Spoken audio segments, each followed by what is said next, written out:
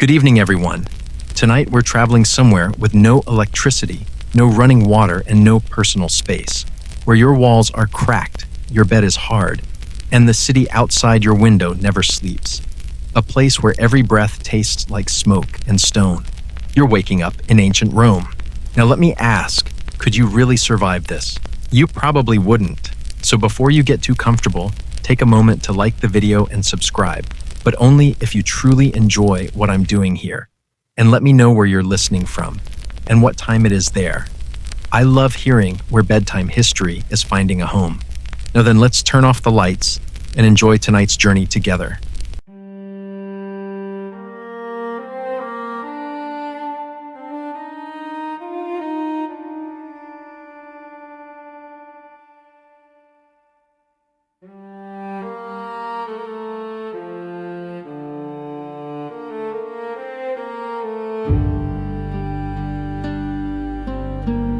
The first thing you notice is the smell. Not just one smell, but a mosaic of them. Smoke, damp wool, olive oil, something metallic, and something else. Something sour and sharp that your brain doesn't want to identify. You're lying on a woven mat.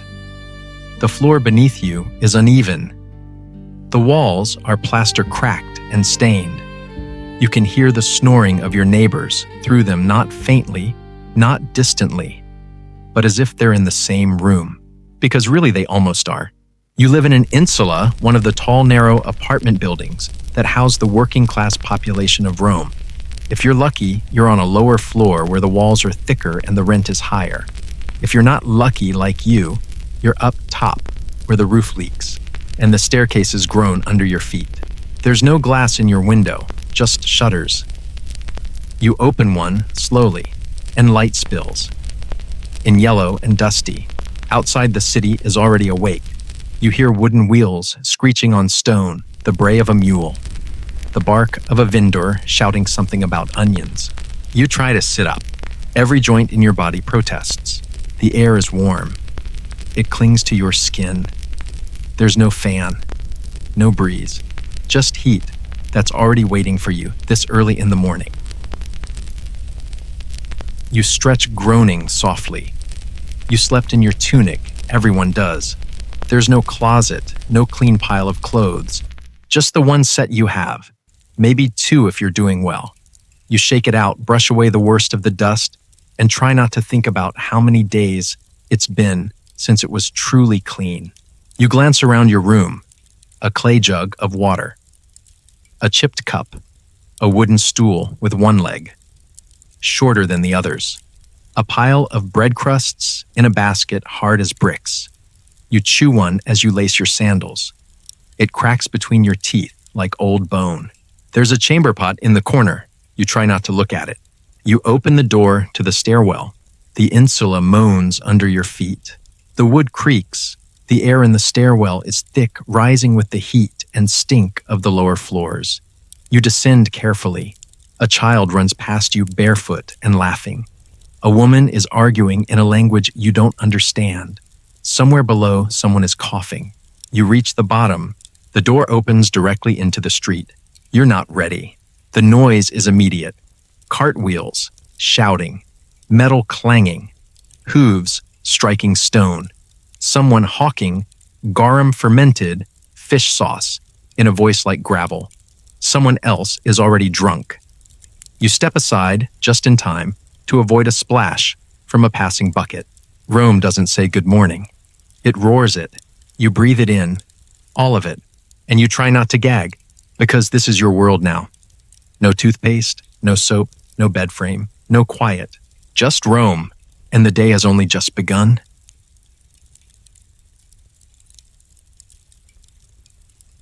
You made it down the groaning staircase. You survived the first rush of Rome's morning chaos, and now something urgent presses on your mind. Not philosophy, not politics, something more, biological. Nature calls. And this, more than anything, is where you realize just how soft modern life has made you. Because in ancient Rome, there is no private bathroom waiting behind a locked door.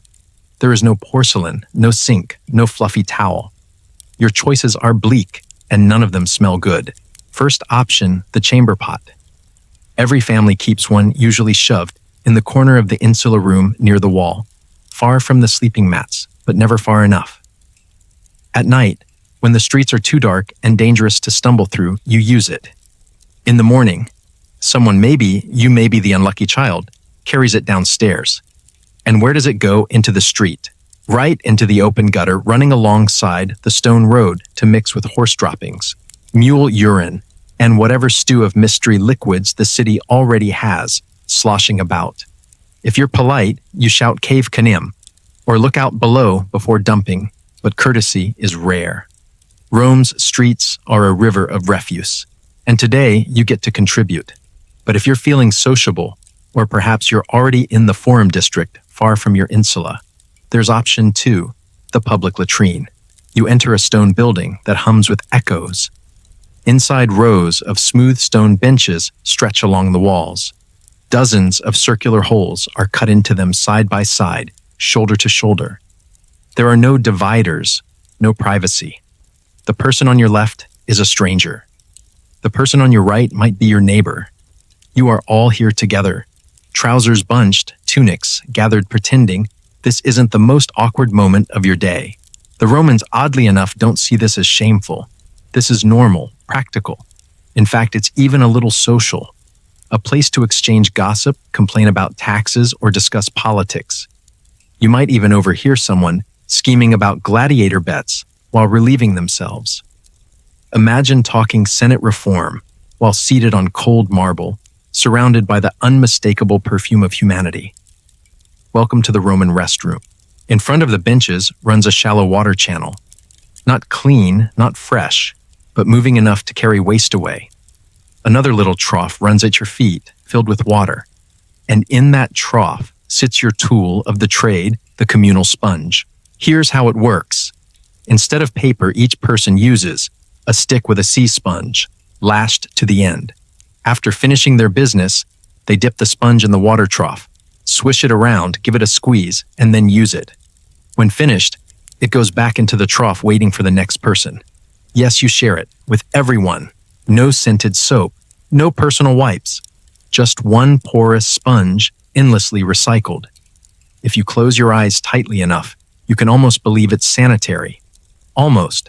The Romans claimed vinegar or salt water kept things clean, but deep down, you suspect the real disinfectant was sheer optimism. And here's the kicker.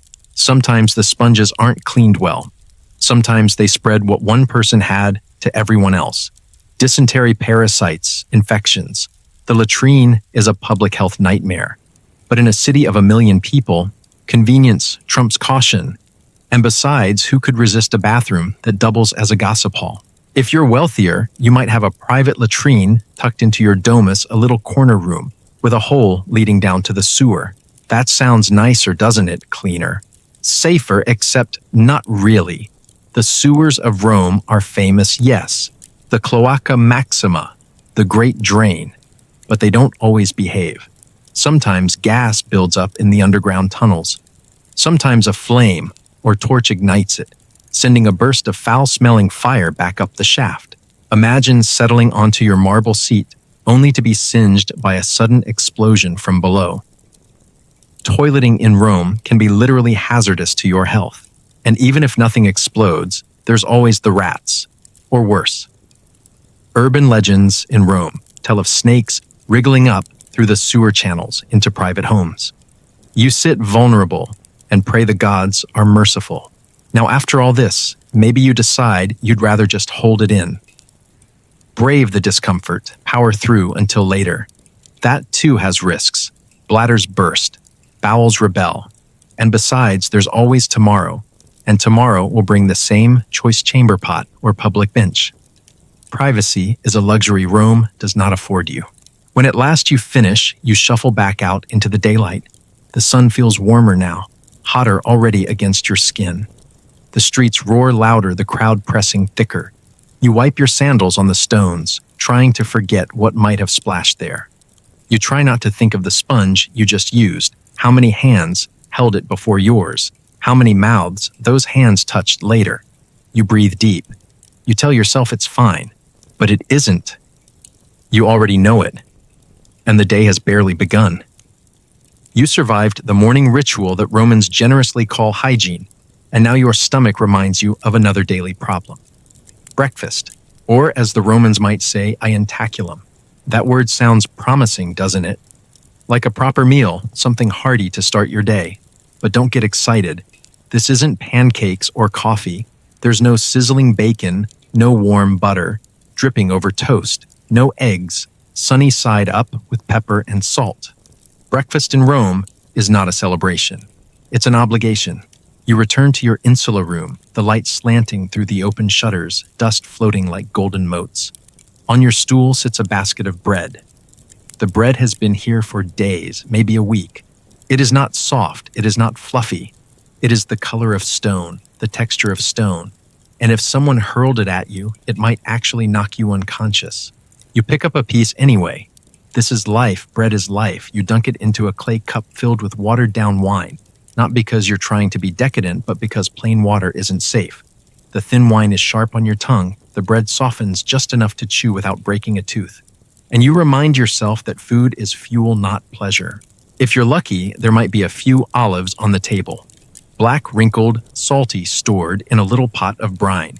You eat them carefully, spitting out the pits. Maybe there's a wedge of goat cheese, sour and crumbly. Maybe a handful of dried figs. That's it. That's the menu. The Roman breakfast does not linger. It does not fill you. It simply gets you moving. Children chew their bread, slowly washing it down with the same thin wine as their parents. No one blinks at this. Wine is safer than water. It's not about indulgence, it's survival. If you're truly poor, poorer than poor, even bread is uncertain. You might scrape yesterday's crusts from the bottom of the basket, chew them into pulp, and swallow them with a grimace. You might even gnaw on a vegetable stalk left over from the evening meal. Meanwhile, the wealthy, the senators, the patricians, don't fare much better. Yes, their bread is finer, made of wheat instead of barley. Yes, their figs are plumper, their honey sweeter. But still no elaborate feast awaits them at dawn. The rich also take a light meal. A Roman breakfast is not about abundance, no matter your station. True banquets come later, much later. Morning is for bread and movement. There is no coffee. This is worth repeating. The smell of roasted beans does not exist in this world. Your eyes are heavy, your body stiff, and all you have to jolt yourself awake is sour wine and a crust of bread. You don't sip a warm latte in the sunlit courtyard. You don't scroll through messages while nibbling croissants. You chew and swallow and go. If you linger, you notice other details. The bread is gritty, not because it's rustic, but because bits of stone from the millstones cling to the flour. Each bite is a gamble with your teeth. You swallow carefully, trying not to think about the dentist, because in Rome, dentistry involves pliers, a strong friend to hold you down, and no anesthetic. Better to guard your teeth, better to eat slowly. Occasionally, you might smear a little honey onto the bread, if you can afford it. Honey is precious. It sparkles gold in the light, thick and cloying. A luxury for most, but every once in a while, a treat. For most mornings, though, the only flavor you get is sour wine and stale crust. And yet as you chew, as you swallow, as you wipe the crumbs from your chin, the city around you already surges with energy. Vendors in the street are setting up their stalls, crying out their goods, onions, lentils, garlic fish, still flopping in baskets. You can smell frying oil, hear the slap of dough being stretched, the rattle of coins exchanged. You wonder if maybe you should skip your sad crust and buy something hot. But no. Coins are precious. A piece of bread at home costs less, lasts longer. Street food is for later, maybe, when your hunger gnaws too sharply to ignore. So you finish your meal. The last sip of wine burns faintly in your throat. The bread sits heavy in your stomach, not satisfying but anchoring. And that's enough. That's breakfast. And as you gather yourself to step back into the noise of Rome, you can't help but marvel at how different this is from the future. No cereal boxes, no steaming coffee pots, no buttered toast on a quiet morning. just stone-hard bread. Bonjour, a sip of sour wine, and the knowledge that you will burn every crumb of it off before noon. You slide your sandals on.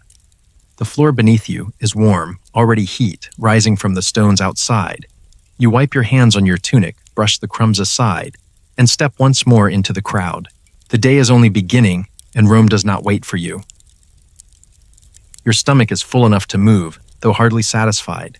Now it's time to get dressed, though in truth, you're already halfway there. In ancient Rome, you don't wake up in pajamas. You wake up in your clothes.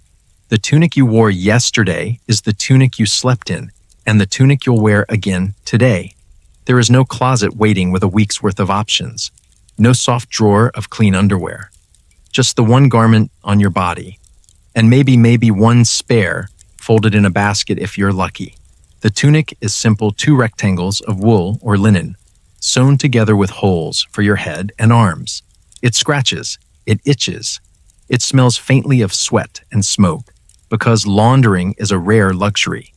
You shift in it, pulling the fabric straight, brushing away, crumbs of bread trying to make it look fresh, when it never truly does. If you are wealthy, the tunic might be dyed, a soft white, a faint red, perhaps even a rich purple. If you are showing off, though that color is worth more than you'll ever touch in your life. If you are poor, your tunic is rough, brownish, the color of earth. The fabric is heavy in summer, thin in winter, and never quite right. Over the tunic comes the belt, a strip of leather to cinch the cloth at your waist. Without it, the tunic hangs shapeless, a bag of wool swallowing you whole. With it, you can at least move without tripping. The belt also holds your pouch, a tiny leather bag, because Romans don't have pockets. If you want to carry coins, keys, or the occasional snack of figs, the pouch is your only hope. Now, depending on your station, you might add something more. A toga if you're a citizen male and wealthy enough to endure its absurdity.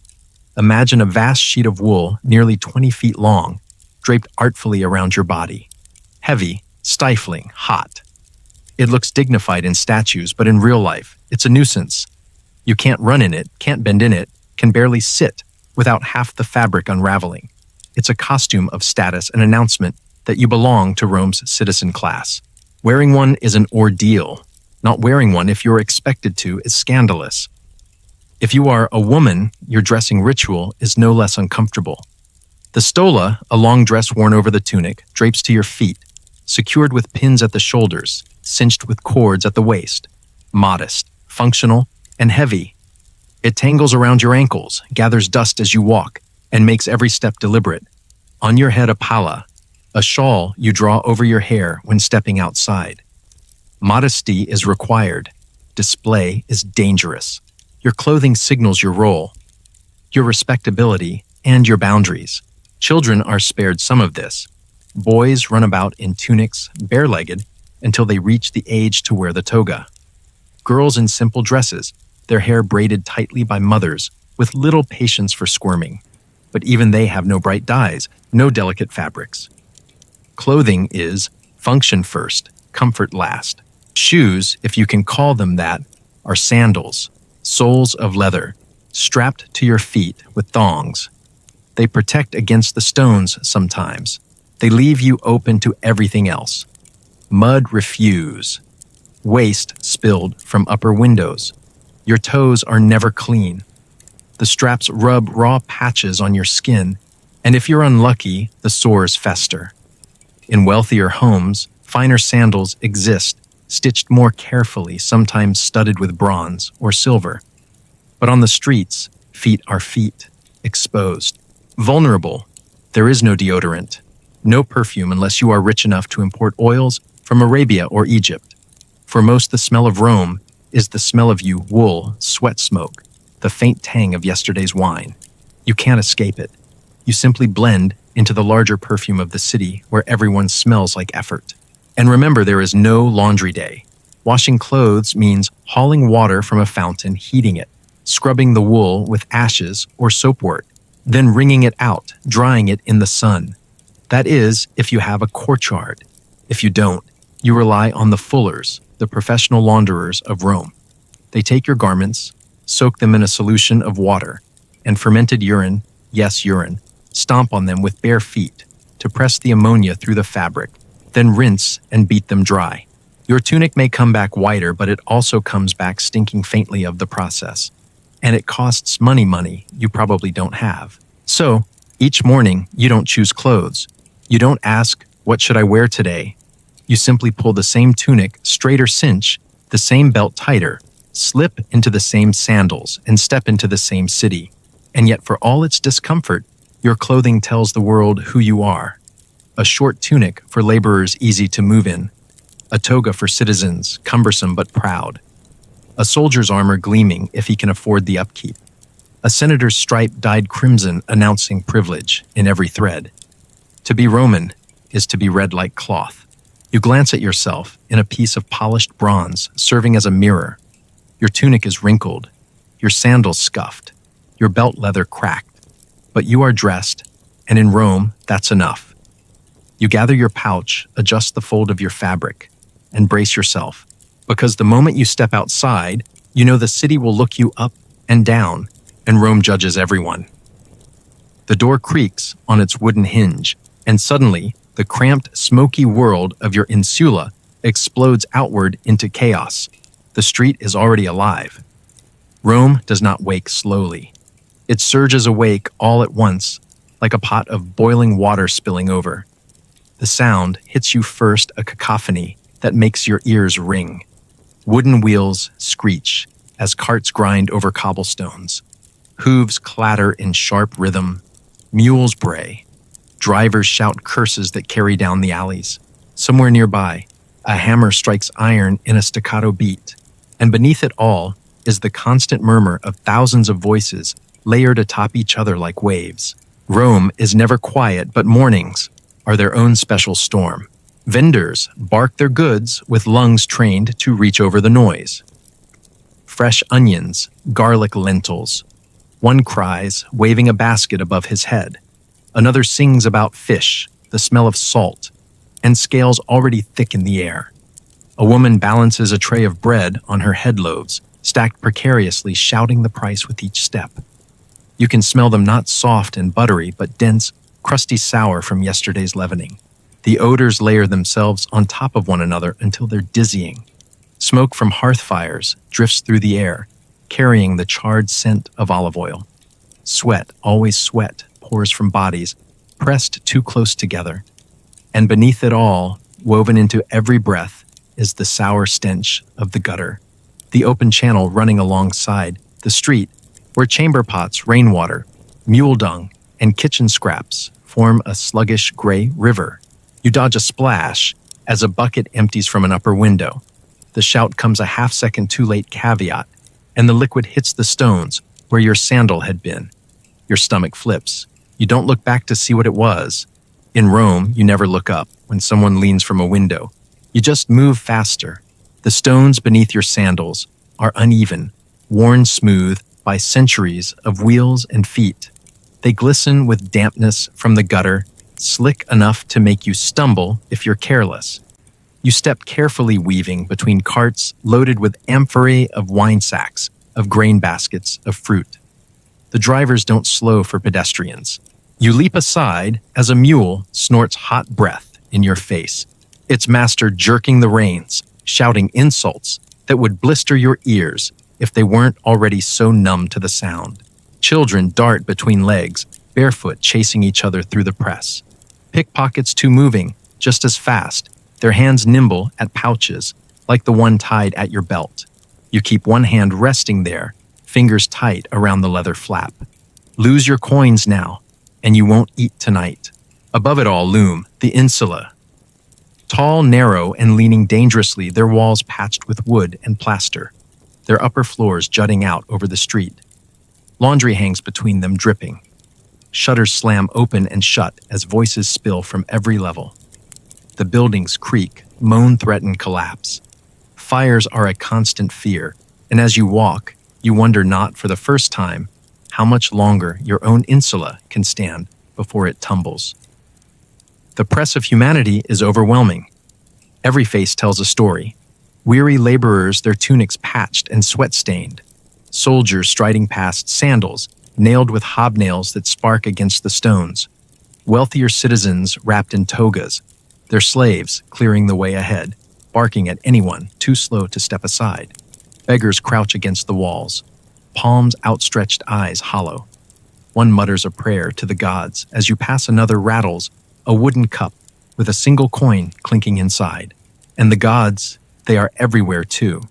At the corner stands a small shrine, its altar blackened with soot, a clay figurine of a household deity perched above. Someone has left a sprig of laurel.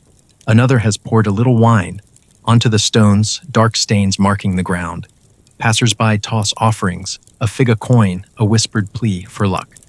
You pause for a heartbeat, pressing 2 fingers to your lips before moving on. Even if you don't believe, you don't risk disrespect. Not here, not in Rome.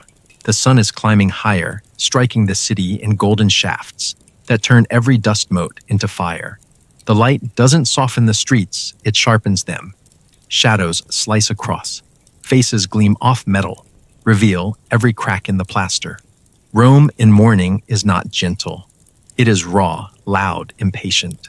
And you are just one more body in the tide. Jostled from behind, pressed at the sides, forced forward by the sheer volume of humanity. There is no space for hesitation, no quiet corner to catch your breath. The city consumes hesitation. You keep moving, eyes down, pouch-tight sandals steady. As you pass under a stone archway, a new wave of smell hits sharper, stronger. Garum, fermented fish sauce, ladled from clay jars, by vendors already shouting its virtues. The air curdles with it, makes your nose wrinkle, but still you see men and women lining up to buy. For them, garum is flavor. Garum is luxury. Garum is life. For you, it's a reminder that not every smell in Rome is survivable. A donkey brays behind you. A cart rattles past, its driver shouting. A flute trills faintly in the distance, some street performer trying to carve melody out of the chaos. And as you squeeze between 2 men arguing over the price of onions, you realize something. Rome is not a city you walk through. Rome is a city you survive. And it is still only morning. You pause at the edge of the street, shoulders aching already from the constant push and pull of the crowd. The air feels heavier now, thick with smoke, sour with waste, sharp with garum. You lean back against the wall of an insula and take a moment just to breathe. Around you, Rome does not stop. It never stops. 1,000 conversations swirl together like threads in a tangled net. A mule kicks its hooves against stone. A child laughs as he splashes barefoot through a puddle you pray isn't what you think it is. And somewhere above, someone sings while shaking dust from a carpet out the window. You glance upward. The sky is blue, streaked with the thin gray haze of countless hearth fires. Beyond the rooftops, you glimpse the faint outline of temples on the hill, white marble catching the sun, glowing like a promise. The gods may dwell in grandeur, but you dwell here, at ground level, in the noise and stink. For a moment, you wonder if you should head home, crawl back onto your mat, pull the wool blanket over your head, and pretend Rome doesn't exist. But the city won't let you. Hunger won't let you. Work won't let you. So you push yourself away from the wall, straighten your tunic, tighten your belt. Ahead, you hear another sound: laughter, splashing voices rising in chorus. The bathhouse is open, and already the crowd is drifting toward it. You follow because in Rome, bathing is not a luxury, it's a necessity and a spectacle. You follow the flow of people weaving through carts and crowds until you arrive at the bathhouse. From outside, it looks imposing, a block of stone and brick-arched doorways, yawning open voices echoing out in a rising chorus. This isn't some small private affair, it's a complex an institution. In Rome, the bathhouse is as common as a tavern and nearly as necessary. Step through the arch, and you're swallowed by warmth, sound, and smell. The air is damp, heavy with steam and sweat, olive oil, and smoke. Men chatter loudly, laughing, arguing their words, bouncing off the stone walls. Children splash in shallow pools, their shrieks cutting through the deeper rumble of adult conversation. Somewhere a flute is playing thin and reedy, half drowned by the chaos. You pay your small fee at the entrance, a coin or two, and leave your sandals and pouch in the changing room. No lockers, no keys. Just a shelf guarded loosely by an attendant who might keep an eye on things, or might not. Theft is common. You glance back at your belt pouch with a pang of worry before stepping further in. The ritual begins. First, you rub yourself down with oil. Not soap. The Romans don't believe in soap. Instead, they slather olive oil across their skin, sometimes perfumed, with herbs if they can afford it. It glistens sticky and slick, clinging to every pore. The oil loosens, dirt, sweat, and dust, but it doesn't stay on forever. That's where the strigil comes in. The strigil is a curved metal scraper, cool against your warm skin. You drag it slowly down your arm, your chest, your legs, scraping away oil dirt, dead skin, and whatever grime the Roman streets have gifted you today. It gathers in streaks on the blade, brown and unpleasant. You wipe it onto the floor or into a jar if the attendant collects it. Someone might even reuse it for lamp fuel for treating leather. Waste is never wasted in Rome. You are not alone in this. Far from it.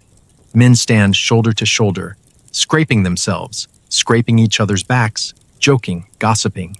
The bathhouse is not just for cleaning. It is for business, for politics, for social life. Senators strike deals here. Merchants negotiate contracts. Soldiers boast about campaigns. Information flows faster than water in this place. If you listen carefully, you might hear the fate of provinces decided while someone scrapes grime off his thigh. After the oil comes, the baths themselves. You move through the sequence, like everyone else, guided by habit and the press of bodies. First, the tepidarium, the warm room. You step inside and the air envelops you, thick and moist. The stone floor radiates heat from furnaces beneath the walls, sweat with condensation. Your muscles unclench, your skin softens your breath. Slows.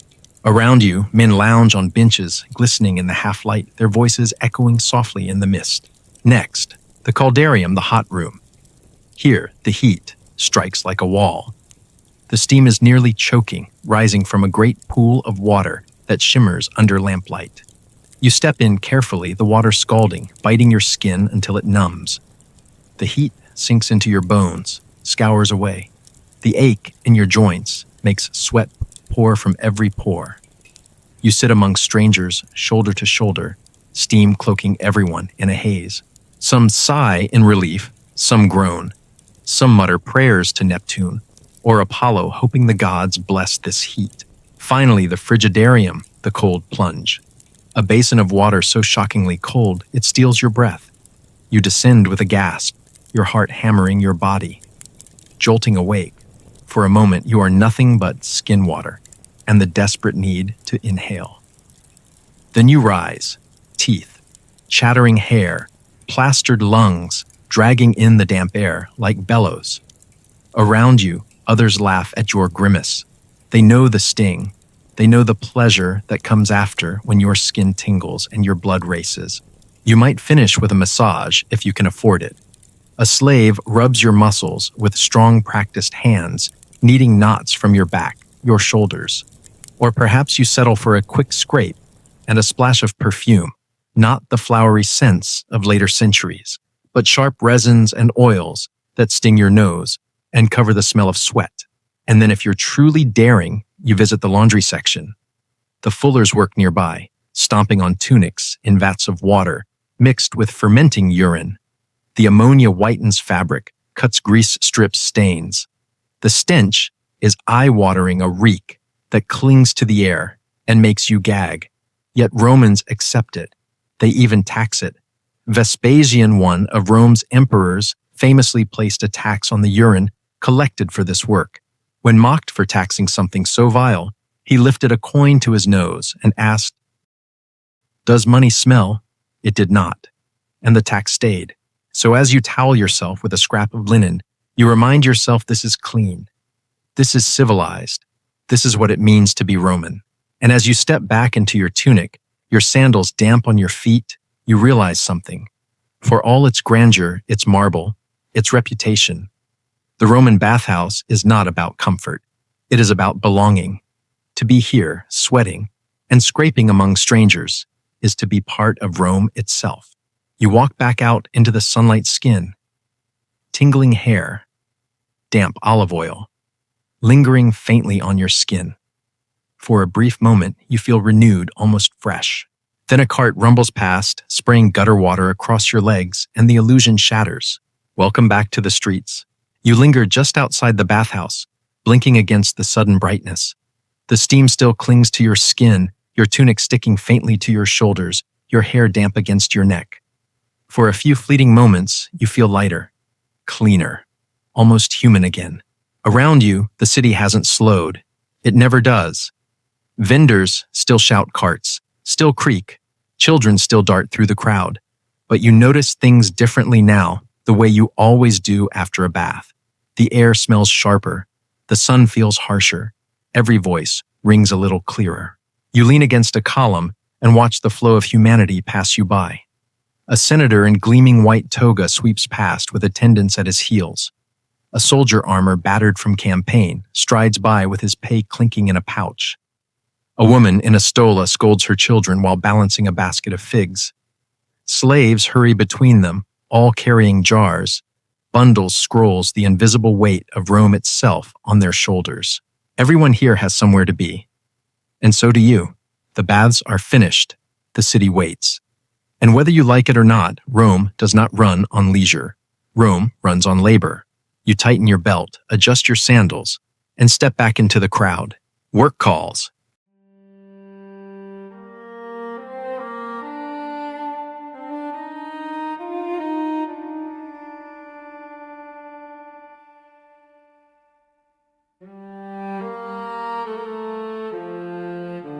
The bathhouse glow fades quickly, washed away by the reality pressing in on every side. Rome is not a city that feeds idleness, at least not for people like you. Work awaits, whether you're ready or not. Your path depends on your lot in life. And in Rome, most lots are heavy. If you are a laborer, you head toward the markets, where wagons unload sacks of grain from distant provinces. The work is brutal. Each sack weighs as much as a child, sometimes more. And the stone streets offer no mercy on your shoulders. You haul, you bend, you lift again. Sweat pours down your face, stinging your eyes. Your tunic clings to your back, already damp, already rank. By midday, your muscles will ache so deeply you'll forget what it feels like not to hurt. If you are a craftsman, you shuffle to your shop, a narrow stall wedged into a row along a busy street. The space is barely wider than your outstretched arms, open to the street with a wooden counter where you display your goods. Pottery, sandals, tools, lamps, whatever your hands can shape, you try to sell. The air fills with the rasp of metal files, the thud of hammers, the chatter of customers haggling until your ears ring. Work is not steady. Some days you sell everything. Some days you sell nothing. But either way, the stall must open, the craft must continue. If you are unlucky enough to be a clerk or scribe, you sit hunched over wax tablets in some dim office. Your stylus scratches endlessly, accounts inventories, contracts. Names blur, numbers crawl. You are bent over so long, your spine aches. Your fingers cramp, your eyes water in the poor light. Your world shrinks to symbols, etched in wax, the monotony only broken when someone shouts at you for an error. And there are always errors. And then there are the fields.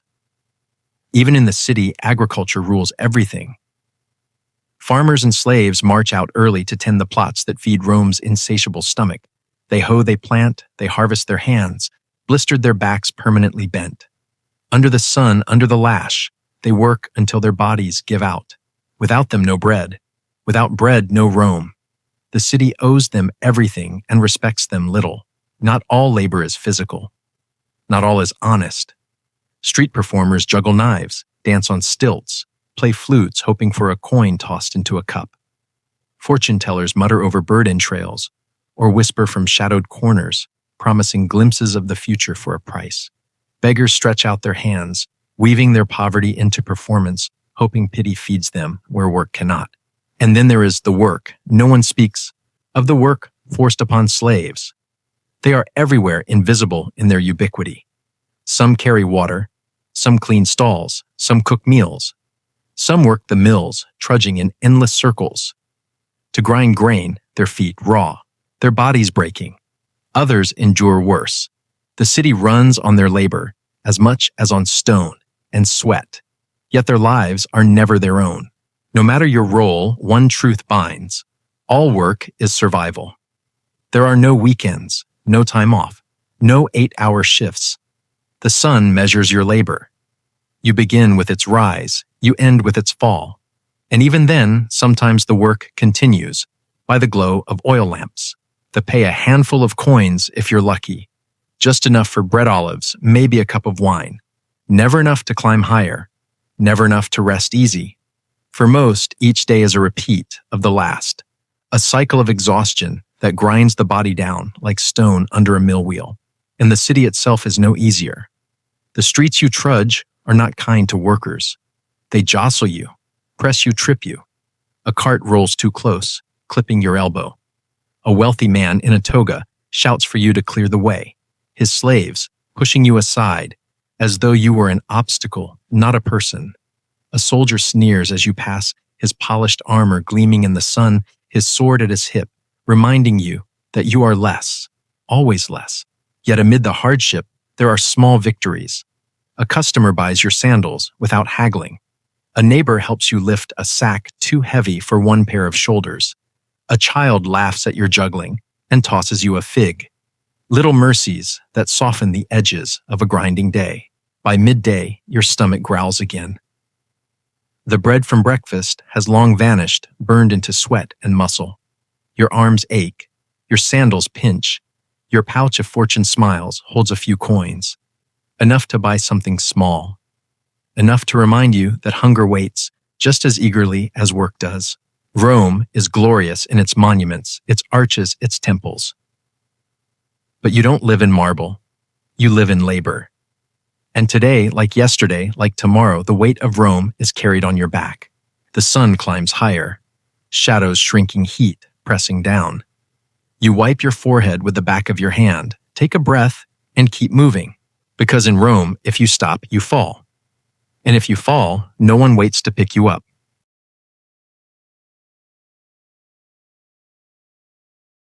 By now, the morning's bread crust has burned away in your belly, and your body reminds you in no uncertain terms it is time to eat again.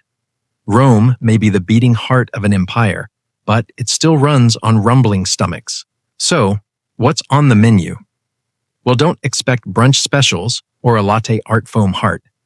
Rome's idea of food is a little more utilitarian. First bread. Always bread. If you think you've had a dry sandwich before, imagine something harder, denser, and more likely to chip a tooth than fill your stomach. Roman bread is basically ancient concrete you can chew. Some loaves are so full of grit from grinding stones that dentists, the few terrifying Roman ones armed with pliers, had steady business. You dunk your loaf in watered-down wine just to soften it enough to swallow. Think of it like cereal, except instead of milk, it's sour red wine. And instead of crunchy, it's please don't break my jaw. Speaking of wine, it's everywhere. Romans drink it all day long, mixed with water. Even children sip it. Coffee hasn't been invented yet. So forget your morning espresso shot. This is your wake-up call. Sour, thin, lukewarm wine. If Starbucks had opened a branch in Rome, it would have been a wine bar by 7 a.m. Now, if you want flavor, you reach for garum, the superstar of Roman cuisine. Fermented fish guts left to rot in the sun until they transform into a salty liquid gold. It sounds horrifying, and to be fair, it smells horrifying too. But Romans put it on everything: beans, bread, vegetables, even fruit sometimes. Imagine ketchup, soy sauce, and hot sauce had a very smelly baby that's garum. Everyone pretends they can't live without it. You wrinkle your nose, try a splash, and admit it's not that bad. Sort of like your first taste of blue cheese. Beyond bread and garum, the poor stick to beans, lentils, onions, and the occasional scrap of goat cheese. These staples keep you alive, but never excite you. Protein mostly comes from legumes because meat is a luxury. Unless you're at a religious sacrifice, then if you're lucky, you might get a slice of the leftovers. For most, though, eating meat is like winning the lottery. Fish shows up too salted or smoked, sometimes fresh, if you live near the coast. Sardines, mackerel, anchovies, the kind of fish you might find on a cheap pizza today, except much saltier and without the pizza. Always with more garum. Always. And fruit, oh the fruit. Grapes, figs, apples, when the season allows. Sweetness is rare, so when you bite into a fig, it's as close to dessert as you'll ever get. You savor it like a modern kid savoring Halloween candy, knowing it'll be gone too soon. Street food. It exists. Stalls sell hot bread, sausages, fried snacks. The smell is tempting. The price is not. You hover counting your coins. And remember, you need rent money more than a greasy treat. Same dilemma as standing in front of a food truck today. Do you blow your budget for something that smells amazing? Usually the answer is no. Meanwhile, the rich recline in their villas with meals so over the top, they'd make a food blogger weep. Roasted peacocks, honey-glazed dormice oysters, shipped in from miles away. They eat course after course while you gnaw your stale bread and dream of anything with butter. The contrast is painful. Rome is a city of breadlines and banquets, depending on which side of the table you sit. But here's the truth, even with all its quirks. The gritty bread, the questionable fish sauce, the lukewarm wine, Roman food does its job. It fills just enough of the void to keep you working, marching, surviving.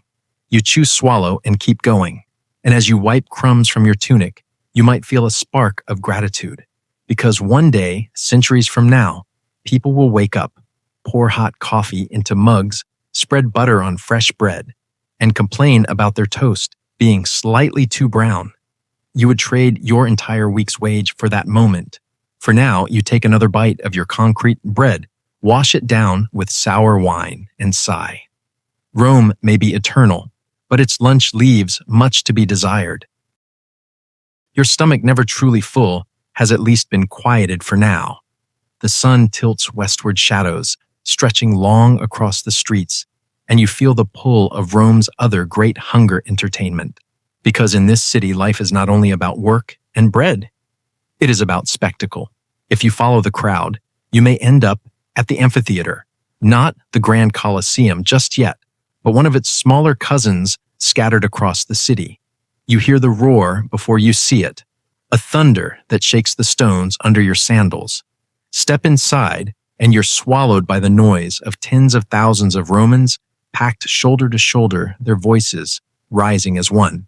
Below, in the arena, sand darkens with blood. Gladiators face off their armor, gleaming their swords, clashing in bright arcs of steel. Some are skilled professionals, their every move trained and practiced. Others are terrified men pushed into the ring by fate, by punishment, by slavery. The crowd doesn't care. The crowd wants violence, spectacle, drama. The thumb of the emperor or the presiding official means life or death. You sit heart-hammering, torn between fascination and horror. Around you, men cheer, women shout, children clap their hands. For them, this is entertainment. For you, it is a nightmare. Imagine going to a modern sports match and realizing the losing team might literally be executed at halftime. Suddenly, your local football game doesn't seem so stressful. If blood and sand aren't to your taste, you could head to the theater. Roman plays mixed comedy, tragedy, satire, and occasionally something so bawdy you wonder how the actors keep a straight face. Masks hide their features, voices carry across stone seats, and the audience jeers or applauds with equal enthusiasm. Sit in the wrong section, though, and you'll find yourself among the rowdiest Romans, more interested in heckling than watching. Think of it like open mic night at a comedy club, except the jokes are in Latin, and the crowd might throw olives if they're bored. Or perhaps dice games tempt you. Men crouch in taverns, clattering knucklebones across wooden tables, betting coins, cursing fortunes. Gambling is technically frowned upon, but in practice, it thrives. You roll, you lose, you swear the dice are cursed. They probably are. Weighted dice are everywhere, and cheaters laugh as they rake in your last sestertius. It's the Roman equivalent of losing all your savings at a sketchy slot machine in Las Vegas, except the slot machine might punch you in the face on the way out. If you're wealthy or invited by someone who is, you may find yourself at a banquet, reclining on couches, sipping sweet wine, eating dish after dish, while slaves circulate with platters. Dormice stuffed with nuts and honey, roast boar garnished with fruit. Peacocks brought whole to the table, feathers still attached. For the elite, dinner is theater and the table is the stage. Guests boast, flatter, recite, poetry, plot, politics, and occasionally vomit discreetly so they can eat more. Yes, the stories of Roman banquets, including vomitoriums, are half myth, but overindulgence is very real. Imagine your fanciest all-you-can-eat buffet, then add roasted rodents and political scheming. Welcome to the Roman upper crust. For ordinary folk, entertainment is cheaper and rougher. A street performer juggling knives for a few coins. A dancer spinning in bright cloth. A singer strumming a lyre, his voice straining to rise above the noise. You pause to watch, maybe toss a coin, maybe not. Life in Rome is expensive, and applause alone doesn't buy bread. And then there are the taverns, smoky cramped, filled with the clatter of cups and the hum of dice games.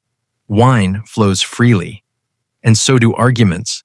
The tavern is where gossip spreads, where fights start, where friendships are sealed in slurred promises. Sit too long, though, and you risk waking up the next day without your pouch, or your sandals, or your dignity. Through it all, one thing is clear: Romans crave distraction. They crave noise, spectacle, sensation. Life is hard, dirty, exhausting. Entertainment is the pressure valve, the escape. For the poor, it's a free seat at the amphitheater, bread handed out with the games, a fleeting thrill in a life of labor. For the rich, it's an endless parade of excess. For you caught in between, it's a reminder that in Rome, even leisure can be exhausting. As the sun dips and torches flare, you leave the crowd behind. Your ears buzz from the roar, your head swims from the wine, your stomach churns from the smell of garum on someone else's breath. You step back into the street, the night pressing close around you, and you realize something. Rome may have given the world aqueducts, arches, and law, but what it truly perfected was distraction. Bread in the morning, blood in the afternoon, wine at night, repeat. And suddenly your quiet evening of scrolling through shows debating whether to rewatch your favorite sitcom for the 10th time doesn't feel so wasteful. At least your entertainment doesn't involve lions. As you leave the noise of dice and gladiators behind, another sound reaches your ears, softer, steadier, almost a counterpoint to the chaos. It is the mutter of prayers, the rattle of offerings, the faint smell of incense curling in the evening air. In Rome, religion isn't something you do once a week. It's something you trip over constantly. Shrines stand at street corners. Altars crowd public squares. Tiny statues of gods perch in alcoves above doorways. The divine isn't distant here. It's built right into the bricks and stones. You pass a crossroads shrine first. A small column blackened with soot bearing the worn faces of the Lares, the guardian spirits of the neighborhood. Someone has left a handful of figs, another a little jug of wine. You pause, press 2 fingers to your lips, and nod. Everyone does. It's less about devotion than about insurance, because in Rome, ignoring the gods feels about as reckless as ignoring traffic lights today. Sure, maybe nothing happens. Or maybe you get flattened. Better not risk it. Step inside a Roman home, and you'll find religion waiting there too. In the atrium, the central hall, stands the lararium, the household shrine. Tiny figures of protective spirits stand beside painted images of ancestors, all watching with eternal seriousness. Each morning, families sprinkle grain, pour wine, or light incense before them. Think of it as the ancient version of keeping a family photo wall, except your great-great-grandfather doesn't just smile from a frame. He expects offerings of breadcrumbs too, and sacrifice. Oh, there is sacrifice. Rome's relationship with its gods is practical, almost contractual. You give something, the gods give something back. Blood seals the bargain. Chickens, pigs, sheep, all common victims. A priest sprinkles salted meal on the animal's back, mutters prayers, then the blade falls. The meat is roasted, shared among the community, or eaten at a feast, while the gods receive the smoke rising skyward. For Romans, this isn't shocking. It's Tuesday. You may wrinkle your nose, but then again consider how many modern people cheerfully eat a burger without ever seeing the slaughterhouse. The Romans just kept the divine paperwork very visible. Temples dominate the cityscape, marble steps rising into columns that gleam in the sun. Step inside, and you'll see more ritual priests in spotless robes, processions, carrying sacred objects, trumpets, blaring hymns, echoing. At the heart of it all, the statue of the god, larger than life, painted in bright colors. Not a symbol, but a presence. The god is here. The god is watching. You bow your head whether you believe it or not, because everyone else does, and Rome runs on shared ritual as much as on grain and coin. The gods themselves, countless. Jupiter the thunderer, king of heaven. Juno his queen. Mars, fierce in battle. Venus, lovely and dangerous. Minerva, wise and stern. But also river gods, doorway gods, hearth gods, gods for good fortune, gods for travelers, even gods for the sewers. Yes, the Cloacina goddess of the great drain. Imagine praying not to Wi-Fi or your phone battery, but to the deity of plumbing. Romans did, and they meant it. Festivals keep the calendar full. Saturnalia in winter, a week of chaos where roles, flip slaves, dine like masters and gifts change hands. Lupercalia in February, priests, in goat skins, running through the streets, lashing bystanders with strips of hide for fertility. Strange, certainly, but it's their version of a holiday sale, or Valentine's Day. Parade half tradition, half excuse for mischief. And let's not forget augury, the art of reading omens. Priests observe the flight of birds. Note the direction they swoop, count their calls. From this they claim to know the will of the gods. If the omens are bad, even battles are delayed. Imagine rescheduling a modern sporting event because a pigeon flew left instead of right. Absurd to us, but to Rome destiny itself rode on those wings. For the average Roman, though religion is less philosophy and more habit. A pinch of incense here, a prayer there, a coin tossed into a fountain, a nod at a shrine. It isn't about inner faith so much as outer action. You perform the ritual, the gods hopefully keep the city safe, the harvest plentiful, the enemies far away. No one really asks if you believe. They ask if you've made your offering. And as night falls, you find yourself once again before a tiny street shrine. A clay lamp flickers inside, casting long shadows over the carved face of a minor deity. A woman drops in a handful of barley, a man pours a splash of wine. You glance down at your empty pouch sigh and tear a corner off your bread to leave behind. Because in Rome, it's best not to gamble with the gods. Dice are one thing, divinity is another. And as you walk away, the lamp's glow fading behind you, you realize something modern minds often forget. For the Romans, the sacred wasn't a place you went. It was the air you breathed. The lamps are lit now, their small flames flickering against the walls, but don't let the soft glow fool you. Rome at night isn't peaceful, it's dangerous, always. By day the city roars, by night it threatens. The first danger is fire. Your insula, the tall, creaking apartment block you call home, is a tinderbox. The walls are thin, the floors warped, the beams dry. Every family lights their oil lamps. Every cook stirs food over an open flame. And one mistake, one spark can send the whole building into a blaze. There are no fire alarms, no sprinklers, no fire trucks.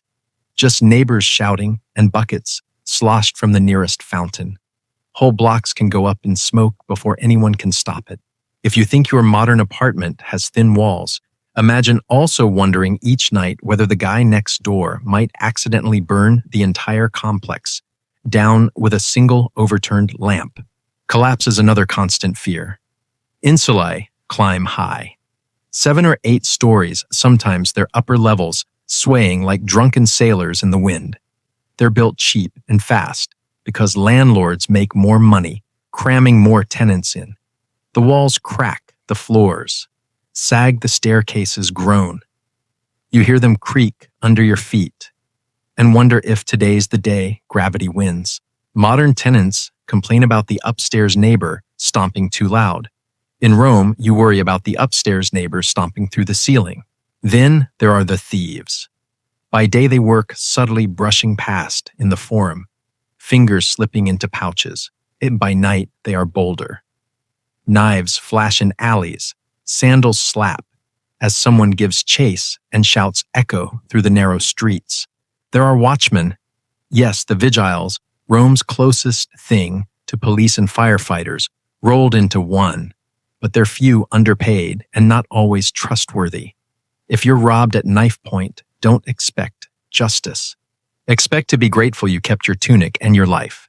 Drunken brawls spill from taverns into the streets. Men argue over dice games, debts, women insults. No one remembers the next morning. Clay cups shatter fists. Flies sometimes blades too. You keep your head down, shoulders tight, moving quickly past. You don't want to be noticed, not here, not now. And then there are the riots. Rome is a city of grain and games, and if either falters, the people erupt. Crowds swell in the forum. Angry voices merge into a single roar, and torches flare. What starts as protest can turn to chaos in minutes. Soldiers march in shields, raised batons swinging. You caught in the tide are swept along, whether you want to be or not. The city that feels like home in the morning can feel like a battlefield at night. Even the streets themselves are treacherous. Uneven stones trip your sandals. Open gutters splash foul water on your legs. Shadows hide potholes, deep enough to twist your ankle. No streetlights here, just the occasional torch, flickering weakly against walls. If you've ever stumbled on a cracked sidewalk in broad daylight, imagine doing it in the dark, surrounded by waste, with a donkey barreling straight toward you. That's Rome after sunset, and if the city doesn't get, you superstition might. Whispers say, spirits haunt the crossroads. The restless dead wander after dark, and witches slip through alleys, casting curses. You laugh nervously, but you don't linger long. The night has teeth, and you feel them in every shadow, so you walk quickly, head down, clutching your belt pouch. Tight ears straining for footsteps behind you. You pray your insula hasn't collapsed. You pray it hasn't burned. You pray you make it home at all.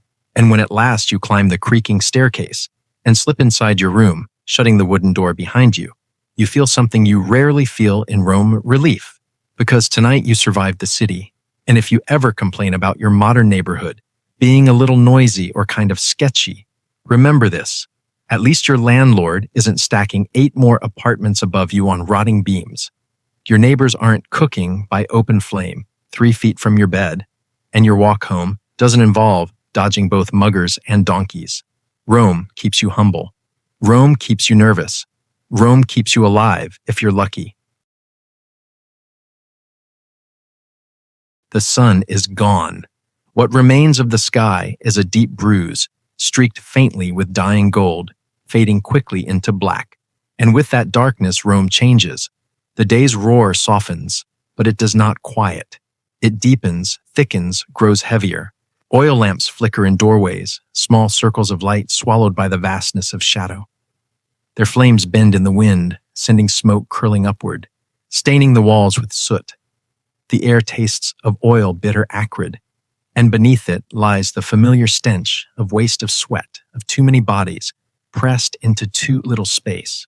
The streets are different now. By day, Rome crushes you with noise. By night, it presses on you with silence between sounds. A donkey brays in the distance, then nothing. A tavern door slams, a burst of laughter spills out, then vanishes. Your sandals scrape against stone, louder than you expect. Every sound feels magnified, sharp, ready to betray you. You pass taverns glowing faintly from within. The light is smoky, the air thick with wine and voices. Inside, men lean across wooden tables, cups raised, eyes glazed, dice clatter. Someone curses, someone laughs, someone shouts. A fight sparks, a chair topples. The crowd erupts. You move on quickly. Taverns at night are traps, noisy, tempting, dangerous.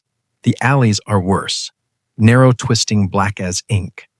Shadows pool between the leaning walls, deeper than the lamplight can reach. You glance down one and see nothing.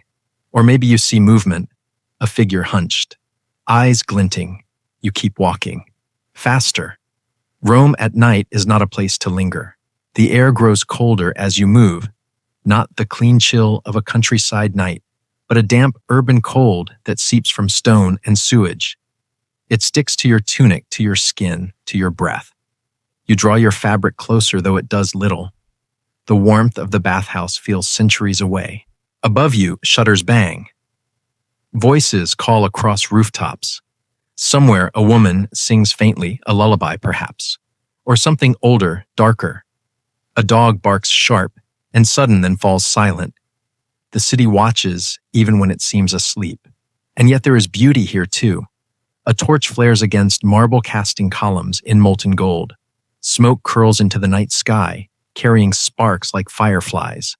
The stars above, faint but stubborn gleam down on a city that never truly rests. For a moment you stop, you breathe.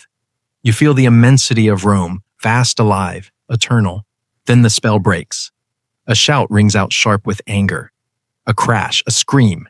You move again, head down, sandals slapping against the stone. Night in Rome is not yours. It belongs to the city. To its drinkers, its thieves, its watchmen, its restless dead. You are a guest here, and not a welcome one. When at last you reach your insula and push the wooden door closed behind you, the darkness outside feels like a wave you've just outrun. Inside, it is no less cramped, no less musty, but it is yours, or as close to yours, as Rome ever allows. You light your own oil lamp, its flame trembling, its smoke curling against the cracked plaster walls. The light is weak, but it pushes the shadows back just far enough. You sit on your mat, your bones aching, your head heavy, and you exhale. For one more night you have made it. Rome breathes outside, and you, for now, breathe within. You stretch out on your mat, the oil lamp sputtering nearby, its smoke stinging your eyes. The day has wrung you dry, from the cracked bread at dawn to the roar of carts, the scrape of labor, the chaos of taverns, and the shadows of night. Now finally you let yourself collapse. But don't expect comfort. There is no featherbed here. No mattress with memory foam that hugs your body. You lie on woven reeds or straw stuffed into a sack, the lumps pressing into your ribs, the sharp ends poking through the fabric. Your blanket is a single coarse piece of wool, scratchy against your skin. If you're unlucky, it's damp. If you're very unlucky, it smells faintly of mildew. The floor beneath you is stone uneven. Cold in winter, hot in summer. Every creak from the insula walls reminds you how fragile this place is. Every groan of timber, every scurry of mice across the beams above is a reminder your home could burn, collapse, or betray you at any moment. Sleep here isn't restful. It's cautious. And then there are the neighbors. Privacy. That's not a Roman concept. Through the cracked plaster, you hear everything. Someone snoring like a saw on wood, a baby wailing, a couple arguing in a dialect you don't understand. Someone laughs suddenly sharp and loud. Someone coughs deep and ragged until the sound fades into silence that's almost worse. You roll over, press your face into your arm, and try to pretend you're alone, but you're not. In Rome, you never are. Even the insects remind you. Fleas hop in your straw, biting your skin until you itch. Lice cling stubbornly to fabric. You scratch, shift, sigh. The itch never really leaves. No matter how often you scrape yourself at the bathhouse, the little parasites return. They're as Roman as togas and garum. Still, exhaustion does its work. Your body is too tired to protest. Slowly, your breath evens. Your eyes drift shut. For a moment, you almost imagine you're in the future. A soft bed, a clean pillow, sheets that smell like detergent, not smoke, air that doesn't taste of oil, neighbors you can't hear through paper-thin walls, even a fan humming gently in the corner. You smile faintly at the thought. If only. Instead, you shift against the poking straw, pull the scratchy wool tighter, and let the noise of Rome fade into a background hum. The city outside still bustles drunks, shouting in alleys, watchmen's torches, flickering a dog barking at shadows. But here, in this narrow room, on this uneven floor, you finally let go. Sleep in Rome is not peaceful, but it is sleep. And tonight that's enough. Morning tonight, Rome grinds you down. And as you lie there on your mat, staring at the flickering lamplight on cracked plaster, you begin to feel the weight of it all. Your body tells the story first. Every muscle aches from hauling sacks, standing in stalls, or just being shoved around by carts and crowds. Your feet throb in their flimsy sandals, blisters rubbed raw by straps. Your stomach is never quite satisfied, always hovering between hungry and queasy. And your skin scraped with strigils, coated in oil, crawling again with fleas. You itch, you ache, you sigh. This is not a lifestyle that builds longevity. It builds resilience for as long as you can endure. Romans rarely live long by modern standards. Disease, accidents, childbirth, infection, even a simple toothache can spiral into catastrophe. Today, you ate bread beans and garum. Tomorrow, the same. Day after day, year after year, your body wears down faster than it should. And the mind, Rome, doesn't spare that either. Privacy is a fantasy. You live shoulder to shoulder, ear to ear with your neighbors. Every cough, every shout, every argument bleeds into your space. Peace and quiet are as rare as fresh fruit in winter. Imagine trying to fall asleep while an entire apartment block shares its soundtrack through walls thinner than cardboard. It's like living permanently inside a crowded subway car without headphones. Stress follows you everywhere. The streets are crowded, dangerous, unpredictable. The city itself is a constant threat, fire, collapse, thieves, riots. You never quite relax. Even in bed, you're half awake, listening for footsteps on the stairs, the crackle of flame, or the creak of beams above you. Your nervous system lives on high alert. And yet the strangest part, you survive, somehow, because millions did. They endured. They woke to cracked bread, walked those dangerous streets, scraped themselves in bathhouses, prayed at shrines, shouted at games, and collapsed again into straw mats. They did it yesterday, and they will do it tomorrow. Still lying here, you can't help but compare. Today you brushed your teeth with toothpaste instead of vinegar and crushed mint leaves. Today you drank clean water, straight from the tap, without fearing dysentery. Today you sat on a private toilet and never once had to share a sponge on a stick with your neighbor. Luxury. Absolute unthinkable luxury. Even the little things matter. You flip a light switch and the room glows. You shut a door and you're alone. You curl under a blanket that is soft clean and smells faintly of detergent, not smoke and mildew. These are the details Romans never dreamed of. Details that keep your mind calm, your body healthy, your nights peaceful. So yes, Rome is magnificent, eternal, extraordinary, but it is also exhausting. It drains the body, frays the mind, and reminds you every hour of every day just how hard it was to simply survive. And maybe, just maybe, when you crawl into your bed tonight, your real bed, not a straw mat, you'll sigh with relief. You'll remember Rome, its noise, its stink, its dangers, and you'll appreciate the silence, the safety, the softness. Because history isn't just about what people built, it's about what they endured, and Romans endured more than most. The lamp burns low, your body sinks into the mat, your eyes heavy, your breath slow. Rome has carried you from dawn to night, through noise and dust, through sweat and hunger, through spectacle and shadow. And now finally the city rests. As you drift, you think of home. Not this insula, not these cracked walls and smoky air, but the home you know in your own time. A home where clean water runs at the twist of a tap, where food is varied, fresh, and safe, where fire is tamed in stoves and heaters, not a spark waiting to swallow your building whole, where walls keep out noise, neighbors, and the chaos of the street. You think of small luxuries that Romans could never imagine: the softness of a pillow, the hum of electricity, the glow of a screen holding endless books, voices, songs, a cup of coffee in the morning, rich and hot instead of sour wine poured in a clay cup, a bathroom that is private, safe, and yours alone, soap that smells of lavender, toothpaste that sparkles on your tongue. The contrast is staggering. Rome was eternal, but it was not comfortable. Its people endured more in a single day than most of us face in a week. And yet they endured. They lived, they loved, they built, they dreamed.